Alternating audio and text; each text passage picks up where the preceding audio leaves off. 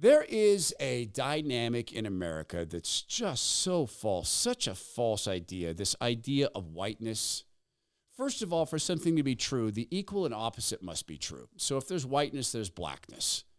And if you've ever been drawn into and forced to attend one of these corporate training sessions where whiteness has been discussed, it's a fun thing. I did it. I raised my hand and said, when are we going to talk about blackness? And the look on that meeting organizer's face, if she could have crossed the room and pistol whipped me with a cheap Glock or Saturday Night Special, she would have. She didn't like it later also when I raised my hand and said, when do I get to present? Pardon me, I'm running this meeting, right, but equity. She didn't like any of that. Whiteness means something, and I think if you look at it in detail, what it means is Americanness. Let's start with this. This got a lot of attention on social media. This is a young woman explaining that America does not deserve what she is determined to be black culture. I don't know what black culture means, and that black people are not just one thing. Black people have many different views of culture, but she apparently knows what black culture means. And all I can keep saying in my head is that, like, America does not deserve black culture.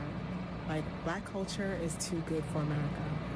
America does not appreciate it. America just steals it and colonizes it and uses it as their own. They don't deserve it at all. Like, Kendrick Lamar put on a show of a lifetime. People don't even, half the people that watched it didn't even get what he was saying, what the message was. But, you know, us people, we saw it, we clocked it, and we received it. And we're thankful because it's Black History Month. He made us proud. And it was art. And it was amazing to watch. Says this black woman. And there's a lot of other black people who looked at the Kendrick Lamar thing and said, what? So that's her view. Fair enough. Now, that's relatively mild compared to how whiteness is being described, particularly in separate countries like Seattle. The symptoms have always been there. For instance, one of the things they did was they banned classes for extra credits or for high-level performers. They banned that. They even banned kicking black kids out of school. You can kick white kids out of school, but not black kids. But there's a poster that explains this so well. It's the aspects and assumptions of whiteness and white culture in the United States. I'll share this with you in just a second. We can show right now, we can make a decision to show that all lives matter, right? Remember that whole thing, Black Lives Matter? All lives matter. And you can do it with something you're going to purchase for the rest of your life unless you intend to be a stinking, disgusting, slimy hippie, and that's soap. Allen Soaps is made in America by a family of 3 generations of soap making expertise. So far, wait, where we get to the all lives matter, I'm getting there. No chemicals. The fragrances are unique because they come from the young mind of a young man who's not supposed to be alive because he was supposed to have been aborted. His name is Alan. He's 13. He's been through 18 operations. His brother Ian works there. Alan is nonverbal. Ian's also impacted by autism. And now there's Amy. She works there and she got late onset autism. She'd been neurotypical and then suddenly she wasn't. The world would toss these kids out, but their lives matter.